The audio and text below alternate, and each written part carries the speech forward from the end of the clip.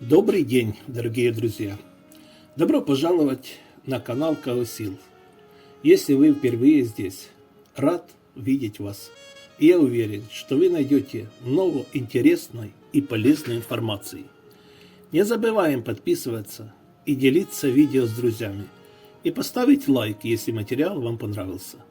Это всего лишь мгновение вашего времени, но для меня это чрезвычайно важно для развития канала. Важно, чтобы люди принимали информацию о нетрадиционной медицине здравым смыслом, консультировались с квалифицированными медицинскими специалистами и не отказывались от традиционных методов лечения в пользу нетрадиционных без основательной на то причины.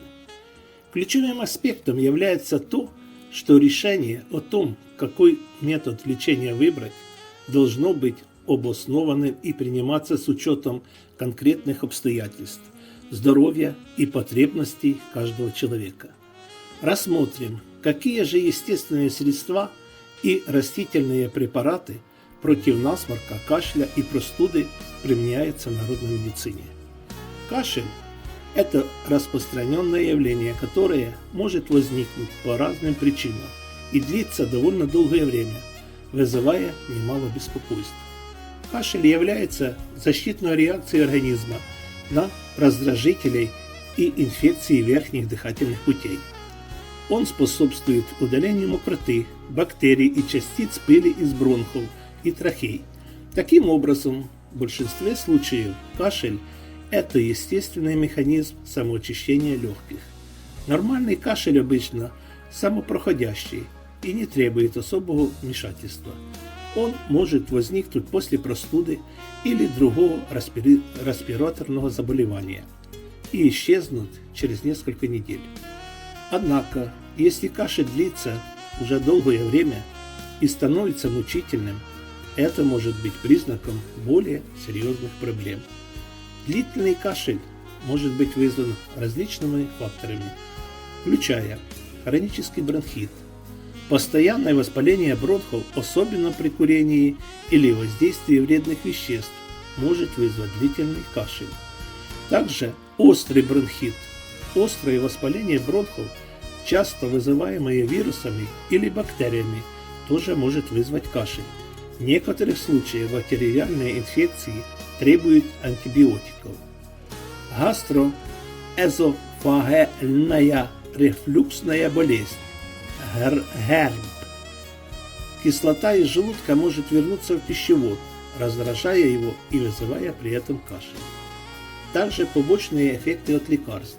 Некоторые лекарства, такие как ингибиторы, ангиотензин, превращают ферменты для снижения давления, могут вызвать также кашель у некоторых пациентов.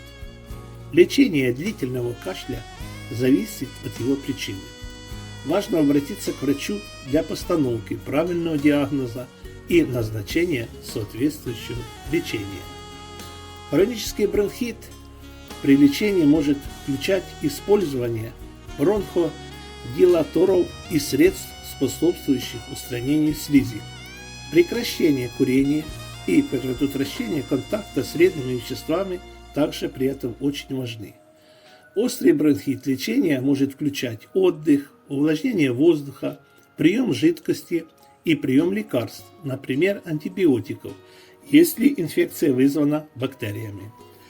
Лечение ГЭРБ может включать изменение диеты, прием антацидных препаратов и других лекарств, чтобы снизить уровень кислоты в желудке. Если кашель вызван побочными эффектами лекарств, врач может рассмотреть возможность замены или коррекции дозировки препарата. Длительный кашель может быть признаком различных заболеваний, и его причина должна быть выявлена врачом. Самолечение при этом не рекомендуется, и важно следовать рекомендациям специалиста для правильного лечения и устранения причины кашля. Ведь здоровье – это важнейший ресурс, и его следует беречь и защищать.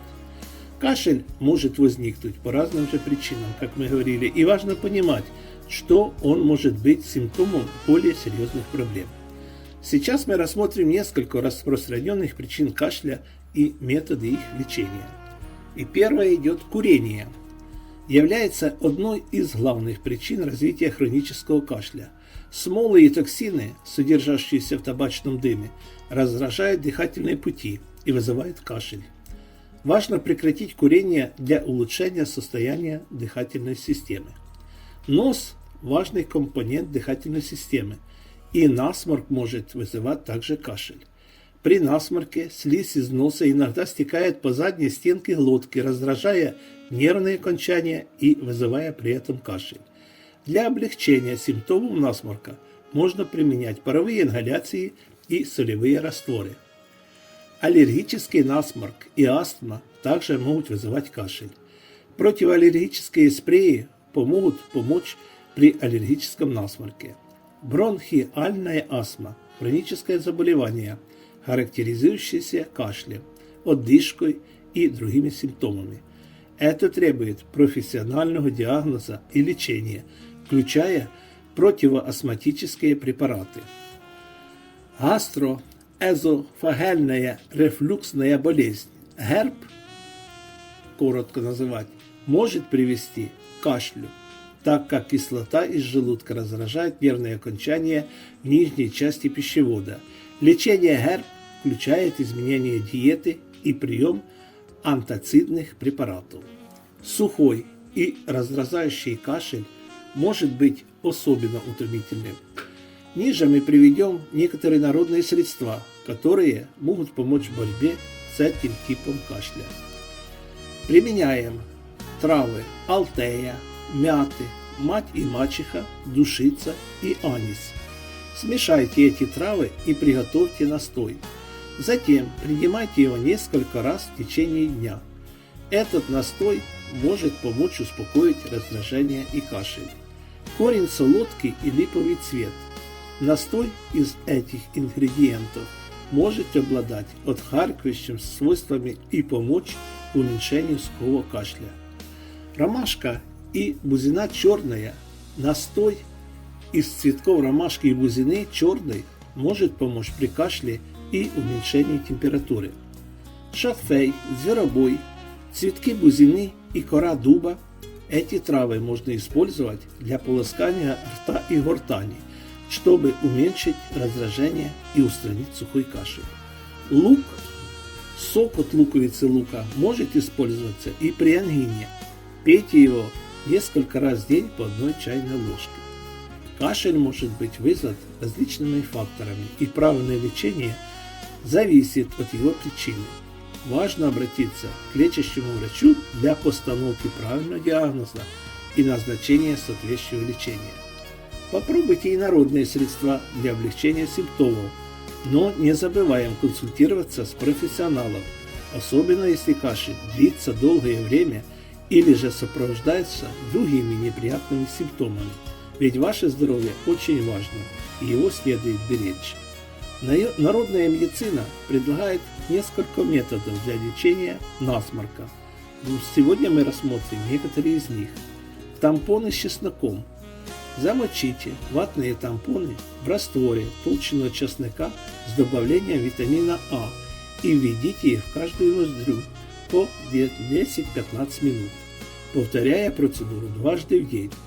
Чеснок обладает антисептичными свойствами, но не следует забывать, что сильный раствор может обжечь вашу носоглотку, так что делайте раствор более мягким.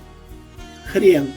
Вдыхание запаха свежего натертого хрена может помочь при сильном насморке и при воспалении гайморовых пазух. Хрен содержит активные соединения серы, которые обладают антисептическими свойствами.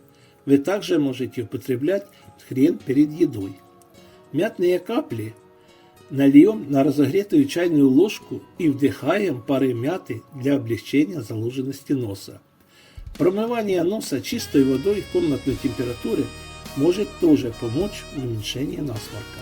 Налейте немного воды в ладонь и втяните ее через каждую по отдельности ноздрю, чтобы очистить носовые ходы. Комфорное масло поможет уменьшить насморк и Нанесите камфорное масло на виски и нос. Можно также смочить ватные тампоны камфорным маслом и разместить их рядом с кроватью. Сделаем отвар из различных трав, таких как почки сосны, мята, ромашка, шалфей, чебрец или мелиса, и вдыхаем пары этого отвара в течение 20 минут. Травяные ингаляции могут помочь уменьшить заложенность носа. Но, повторяю, будьте очень осторожны, чтобы не обжечь свою гортань. Поставьте горчичники на пятки и укутайте ноги фаланью, затем наденьте шерстяные носки. Это древнее средство может тоже помочь при начале насморка. Простуда – это неприятное заболевание, которое может усложнить вашу повседневную жизнь. Вот еще некоторые советы для эффективного лечения простуды. Ингаляции могут помочь при лечении простуды. Одним из методов являются картофельные ингаляции, при которых вы вдыхаете пары только что сваренного и размятого картофеля. Картофель содержит глюкоалкалоид соланин, который может помочь справиться с симптомами простуды. Использование сборов лекарственных растений, таких как мята, анис и многие другие, также может помочь при лечении кашля и насморка, при потере голоса и воспалении миндалин. Следуйте указаниям по приготовлению и применению на упаковке сборов. Помимо картофельных ингаляций, можно также применять ингаляции с использованием различных трав, чтобы облегчить дыхание и снять заложенность носа. Важно помнить при этом о противопоказаниях для определенных методов лечения. Например, соланин, который содержится в картофеле в больших дозах, может вызвать отравление, поэтому следует быть очень осторожным при его использовании. Народные средства могут помочь в улучшении самочувствия при простуде, но всегда стоит консультироваться с лечащим врачом. Соблюдение мер профилактики, таких как регулярное мытье рук, может помочь предотвратить простуду и другие инфекционные заболевания. В природе существует множество растений, которые обладают могучей целебной силой и могут помочь укрепить иммунитет, уменьшить воспалительные процессы в дыхательных путях и справиться с различными заболеваниями. Эти фитопрепараты содержат биологически активные вещества, которые борются с инфекциями и помогают восстановить защитные свойства организма. Первый букет таких фитопрепаратов – корень генцианы, известна своими противовоспалительными свойствами. Цветы первоцвета с чашечкой применяются для уменьшения воспалительных процессов и облегчения дыхания. Щавель имеет противовоспалительные антисептические свойства. Бузина содержит витамины и флавоноиды, которые поддерживают иммунную систему. Вербена обладает антисептическими и противовоспалительными свойствами. Второй букет – корень алтея. Широко используется для лечения заболеваний верхних дыхательных путей, так как уменьшает воспаление и облегчает кашель. Тысячелетник имеет антисептические и противовоспалительные свойства. Цветы ромашки способствуют расслаблению и снимают воспаление. Листья ореха обладают противовоспалительными свойствами и могут помочь при заболевании дыхательных путей. Кора дуба имеет антисептическое и противовоспалительное действие. Хвощ полевой способствует разжижению слизи и может облегчить выведение мокроты. Одуванчик может помочь укрепить иммунитет и справиться с простудами. Эти растительные фитопрепараты содержат только натуральные компоненты, которые считаются безопасными и не имеют серьезных противопоказаний. Они могут использоваться как для лечения, так и для профилактики. Особенно полезны они для детей, которые склонны к частым простудным заболеваниям. Растительные препараты могут укрепить их иммунитет и помочь предотвратить осложнения. Для увеличения эффективности лечения гриппа и ОРВИ можно также использовать следующие методы лечения. Измельчите 2-3 дольки чеснока и половину небольшой луковицы. Вдыхаем пары сначала носом, затем ртом. Повторяем 3-4 раза в день с использованием свежих ингредиентов. Для ингаляции используйте свежеприготовленный сок лука или чеснока, разведенный в воде комнатной температуры. При повышенной температуре пейте обильно. Молоко с содой и минеральной водой, клюквенный морс или чай с лимоном могут помочь при жаре. Множество лекарственных растений, таких как шалфей, зверобой, березовые листья, эвкалипт, ромашка, мать и мачеха и другие, обладают противовоспалительными, антимикробными и антисептическими свойствами.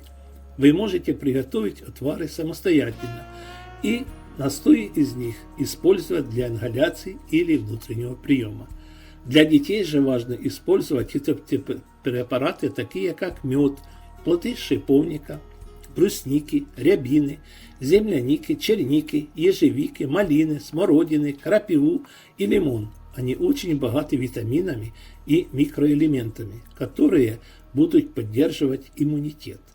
Продолжайте прием растительных препаратов и после выздоровления, особенно если у вас есть дети или вы их подвержены частыми простудными заболеваниями. Фитопрепараты являются отличным дополнением к стандартному лечению гриппа и ОРВИ и могут помочь организму справиться с болезнью более эффективно. Они особенно полезны для поддержания иммунитета и для предотвращения рецидивов. Фитотерапевты могут быть особенно полезны, как мы говорили, для ослабленных детей, которые склонны к частым простудам. Укрепляя их иммунную систему, растительные лекарства могут помочь им избежать частых заболеваний. Фитопрепараты часто выпускаются в удобных и приятных формах, таких как капли или дрожжи. Это делает лечение не только полезным, но и приятным. Они представляют собой естественные и безопасные способы для поддержания здоровья. Их применение дополняет традиционное лечение и может ускорить ваше выздоровление. Помимо этого, стоит также уделить внимание профилактике гриппа, простуд и ОРВИ. Регулярное укрепление иммунитета, правильное питание и умеренные физические активности помогут снизить риск заболеваний. Также рекомендуется соблюдать меры гигиенической безопасности, регулярное мытье рук и избегание близких контактов с больными.